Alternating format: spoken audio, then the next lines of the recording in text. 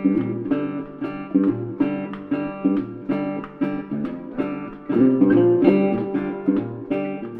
everybody, it's time for another wander in the woods. Again, we're going to be filming these videos for you all to look at. You know, I understand that getting out in the woods is what you really want to do, and hopefully wherever you're living, you're able to get out. The Warren Wilson trails are all shut down for safety of the campus. But what we thought we'd do is get out again, talk about some pieces of our land, talk about the natural history of these forests, and give you a show that way. And maybe you can, while you're inside, get outside with us. One thing I do want to say is I'm going to be very active on our social media pages, both Instagram and Facebook, where we're posting these videos. And ask me questions. Try and stump me. Ask me questions about what we see. If you disagree with one of my opinions when I talk, feel free. Let's get a conversation going. I think it'll be great for the community. And also you prospective students, if you see this, I'll talk about some of the areas that we have on campus, some of the professors that you could study under, and as we wander. So let's start. So I want to talk a little bit about white pine. This is a white pine tree here, Pinus strobus. Very common pine up and down the East Coast. White pine has an interesting history. First of all, white pine probably has a wider distribution than it would have had if it wasn't such an important tree for early colonists and for East Coast folks. So this is a tree that has a very wide range, that probably expanded its range because it was probably planted early on by colonists outside of its range. It's one of our 4 common pine trees here in western North Carolina. We have white pine, Virginia pine, pitch pine, and shortleaf pine are the 4 pines. We have others. We have Table Mountain pine, but that's very restricted to a specific locale. But those 4 pines are very common here: pitch, shortleaf, white, and Virginia. White pine is a valuable timber tree on volume. We have a lot of white pine, so it's a valuable timber tree. But white pine is our 5-needle pine. So if you pick up needles underneath the white pine, that one only has 4 because somebody ate one. There you go. So if you pick up the needles, you'll see they're in bundles of 5. It's our 5-needled pine. There you go. Maybe if I hold it up to my shirt, you can see those a little better. It's a 5-needled pine. And it also has the cones that are long. They're long cones. The other 3 pines have rounder cones. They're not long like this. So white pine has a long history in the U.S. Since colonial times. I don't know if any of you know what one of the preferred uses for white pine was in colonial times. I'll give you a second to think. Let your mind wander. Not too far though. It was the preferred tree for shipmasts for tall ships in the British Navy. Come around the 1700s, Great Britain had deforested most of their land, and when the colonists came over here and they discovered these white pines, they found they were really important for naval stores, especially for the mass of tall sailing ships. And it actually caused some friction between the colonists and the king of England, because a lot of these trees were marked for the king and the colonists could not use them. That was the broad arrow trees. So they're used commonly as ship masts. They also were important for matchsticks, and they were important for shoe pegs. Years ago, they didn't glue or sew the soles onto your shoes. They used wooden pegs, and they would use that from the white pine. So white pine is an important tree here. You can see it self-prunes pretty well. This is a white pine stand out here with mature white pine. Again, it's an important tree on the East Coast. A lot of volume in white pine is cut in the East Coast, but it's also a beautiful tree. Any of you who are up in New Hampshire, there was an area called the Cathedral Pines that was a beautiful old pine stand quiet. If you've ever walked under these stands, very little in the understory on the old ones. Tall overstory, everything quiets down. Unfortunately, that blew down a while ago in a hurricane. So white pine, important tree on the East Coast.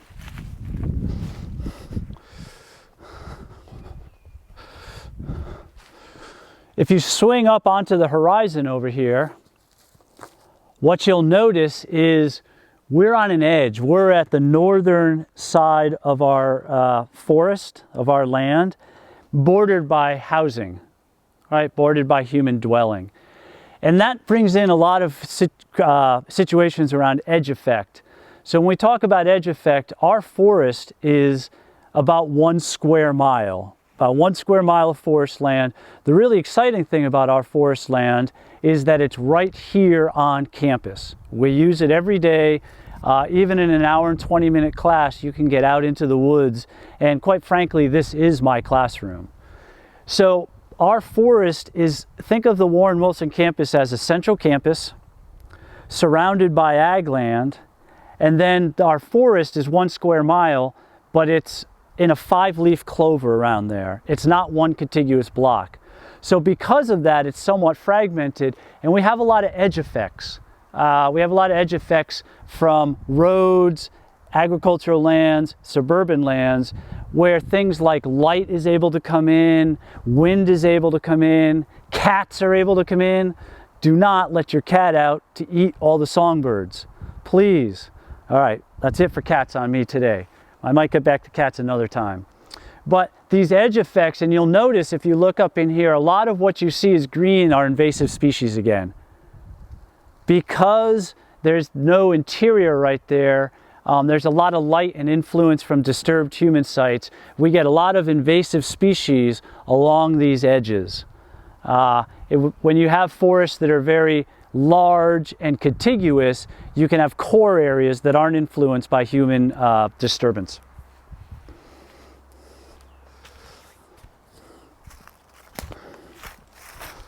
Here's a great spring plant, spring ephemerals.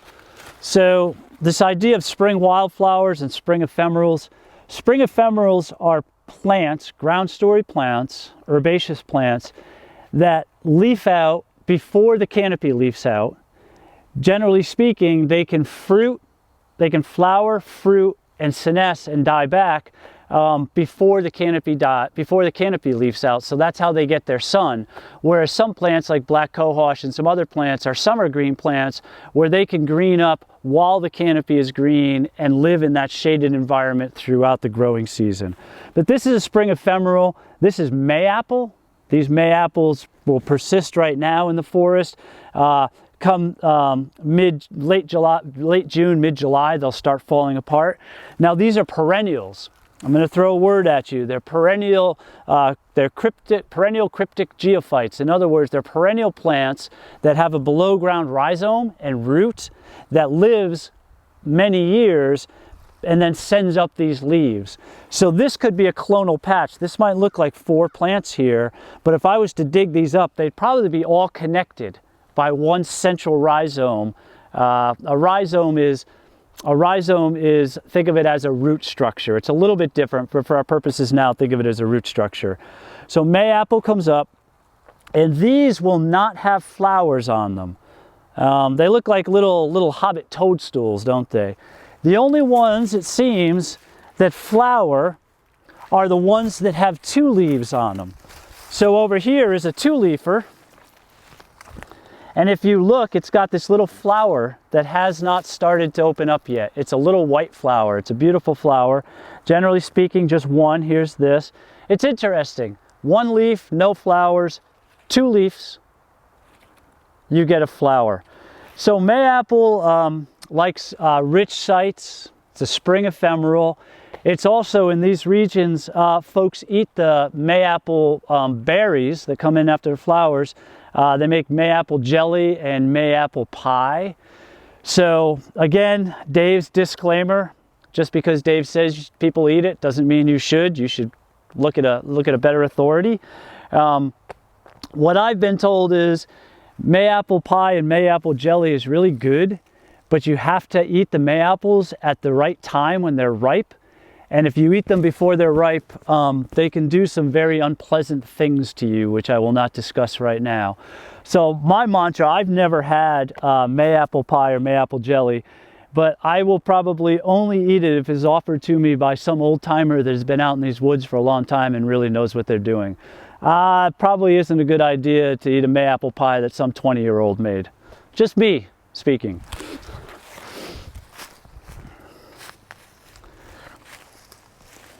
Here's a great plant that has a great story behind it. All of this out here, this carpet of green, this is all a lycopodium. Running cedar, ground pine are a couple of the common names for it right here. This is an ancient plant. It's a fern ally. It's a very ancient plant. But this is another plant that's clonal. So when you look at this, some folks mistake this for a whole bunch of pine seedlings. That's why they call it ground pine or running cedar. But this could be, I mean, just a few plants that are growing clonally, that are all connected below ground. But if you'll notice with some of them, they have this, what they call candles, these little reproductive structures up here that hold spores. There's some spores in them. You probably can't see it, but when I hit it, a white powder comes out, a yellowish white powder. Really interesting. Does anybody know what these were used for years ago? The pollen for these was used, the old flash pots, the old cameras that you would see where you'd put a hood over your head and you'd hold a flash pot out over here and you'd press a button and you'd light it and it would flash. This was one of the main ingredients. The pollen for this was one of the main ingredients in photographic flash pots years and years ago. And the idea is, some of you who might live out in the Midwest have probably heard of silo explosions, when people are cleaning silos and they can explode.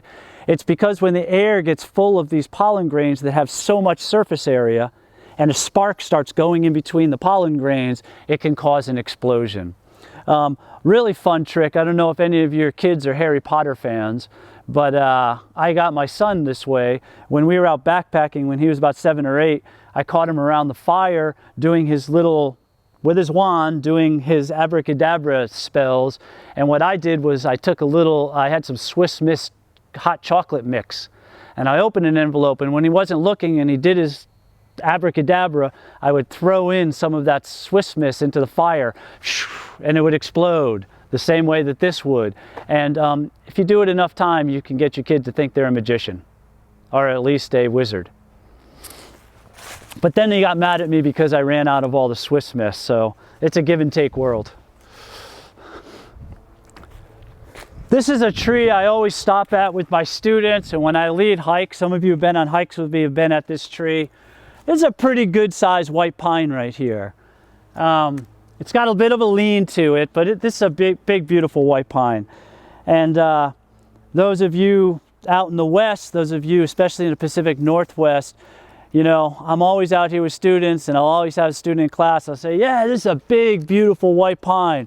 And they'll always say, that's not a big tree. I'll show you a big tree. But my response is always, yeah, but at least we have more than 3 species. You know, all kidding aside, this is a very diverse forest here. One of the most diverse forests, temperate forests in the world. I teach my students in my forest biology class, I teach my students about 110 species of woody plants that are right here. They need to know the identification of those woody trees, leaf on, leaf off. They need to know the habitat they grow in. They need to know their value, whether it be wildlife, commercial value, biodiversity value. And the one thing the students, they learn it, but they grumble a little bit about it, is they have to learn all the Latin names. And that's really important. I don't do a lot of old school teaching.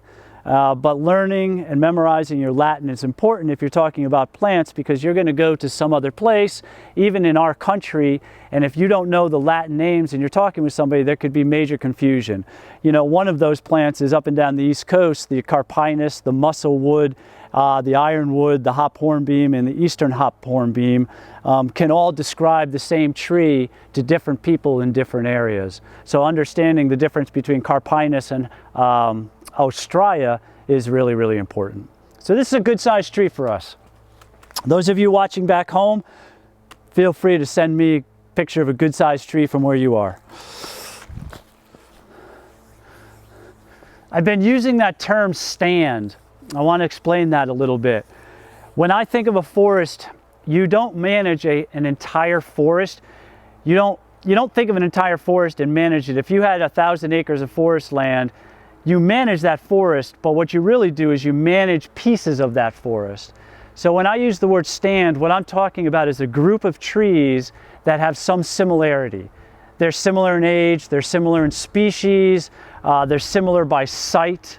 And so what we say is in forest management, the stand is the management unit. You manage a forest by managing individual stands. Another way to think about that is if you had a 100-year-old oak stand next to a 10-year-old oak stand, you obviously wouldn't manage them both the same way. So it's a way for us humans with our little pea brains to think about dividing the world up into manageable pieces.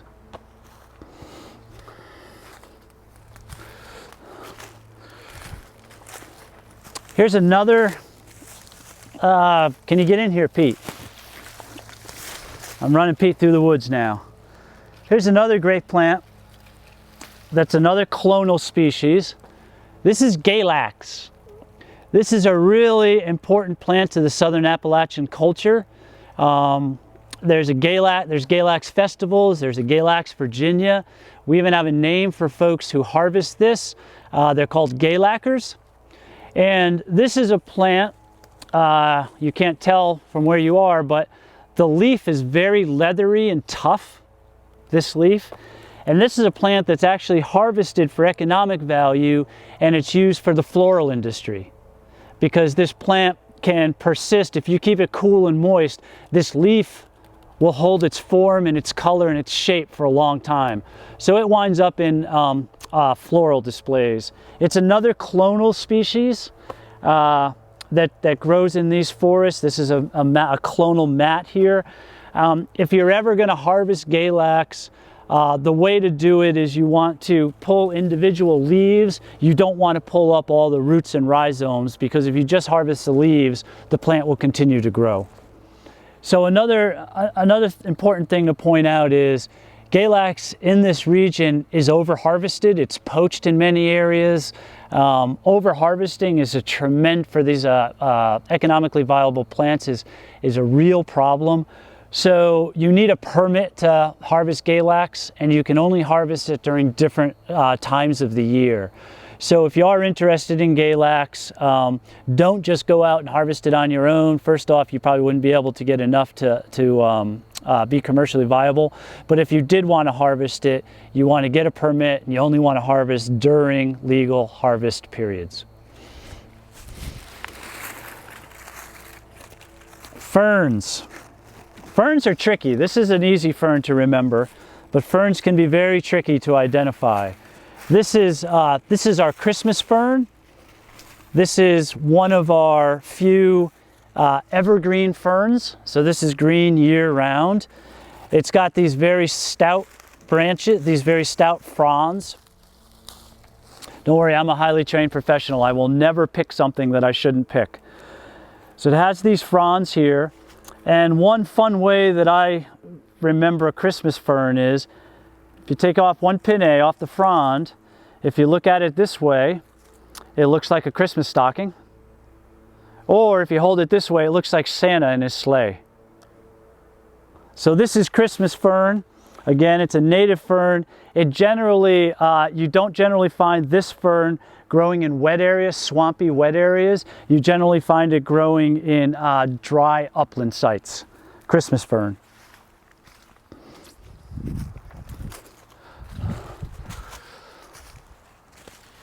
Here's another interesting species. Any of you who have taken forest biology with me, I always trick people with this. This is a dead tree, obviously. This is black locust. This is black locust here. Up ahead, if we find some, I'll find some black locust and show you the leaves. There might not be any in here. The forest is a little old. But black locust has an interesting history, and this is hypothesis here. So black locust is really important. It's a rot-resistant wood. Fence posts, porch planks, really rot-resistant and pretty fast-growing. It's a fast-growing tree. It's also a very short-lived tree. 90, 100 years is the lifespan of black locust.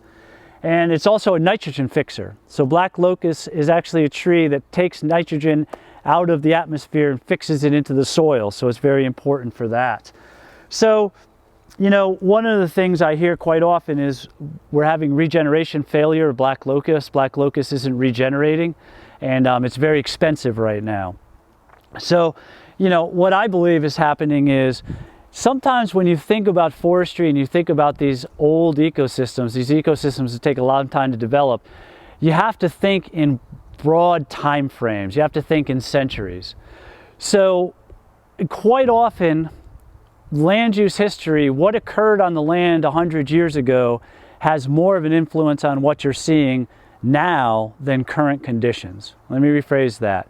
Past land use history is so important. What happened on a piece of land 100 years ago really is what shapes what you're seeing now, even more than current climatic conditions in general. So this is a fast-growing, sun-loving, short-lived tree that likes disturbance. It doesn't do well. Once this tree is overtopped by other trees, because it's not shade tolerant, it generally dies out of the system. So what I think happened was about 100 years ago, industrial logging in this area, in the southern Appalachians, everything was cut. If you stand at Warren Wilson and you look up into the mountains, everything you see is not, there's no old growth. You're looking at second or third growth forest.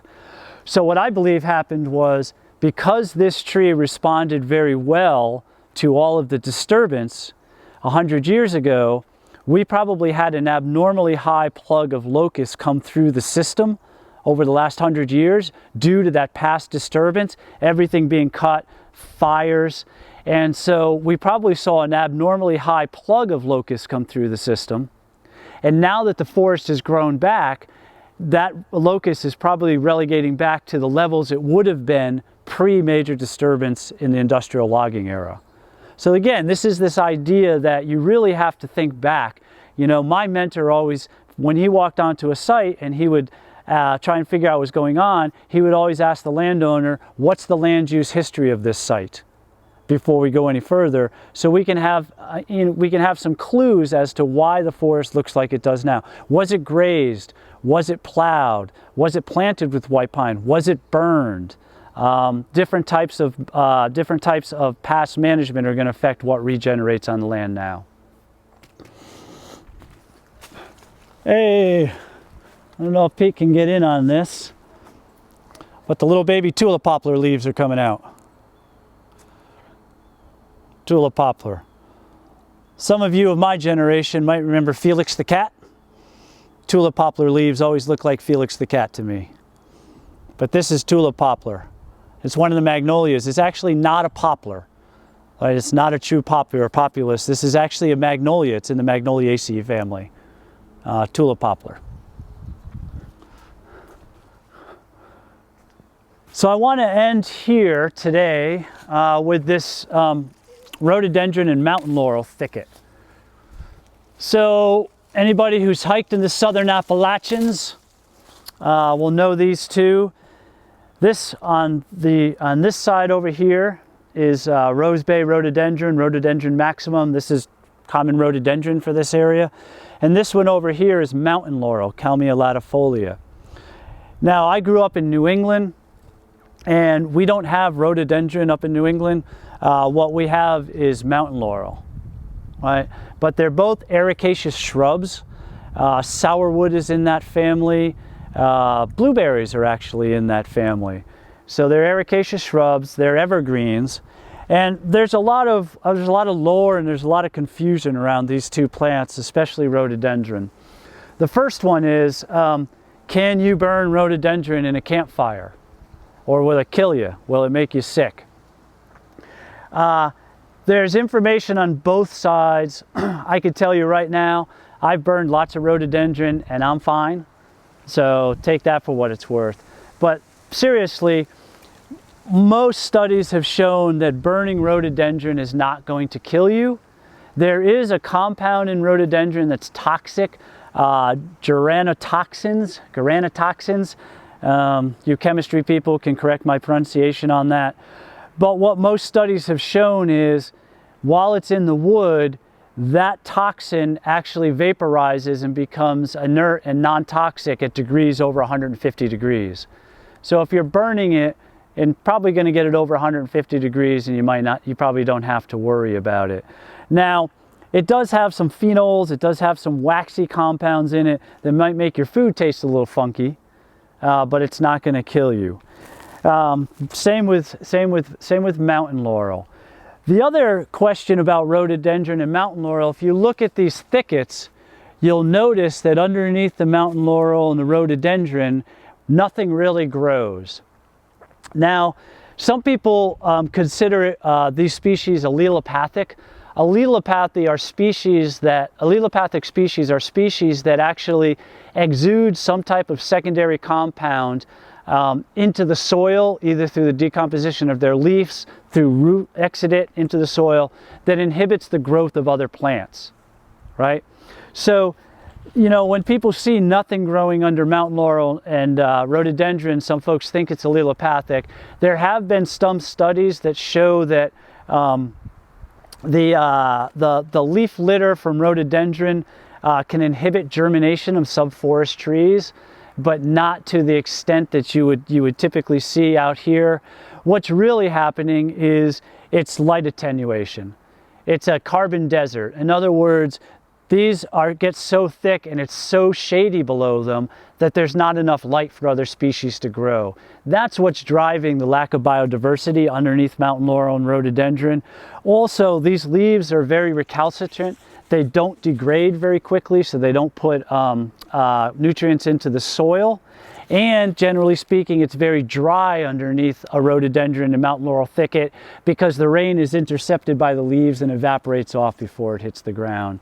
So I wouldn't worry too much about burning rhododendron. You definitely don't want to eat it, but burning it shouldn't be a problem. And it's probably not allelopathic. It just steals all the light from all the other plants. So hopefully you all enjoyed this wander. We'll be doing more of these. Again, visit us on Facebook or Instagram at WWC or Warren Wilson College Conservation Exchange. And let's get a conversation going. We can get a chat going. If I said anything that you think is incorrect or you want more information on, or if you want to add something. You know, the thing about the world is everybody knows something that someone else doesn't know. You all know something that I don't know. Add what you know to the conversation and let's make it very vibrant. So until next time, Pete and I'll see you later. Take care.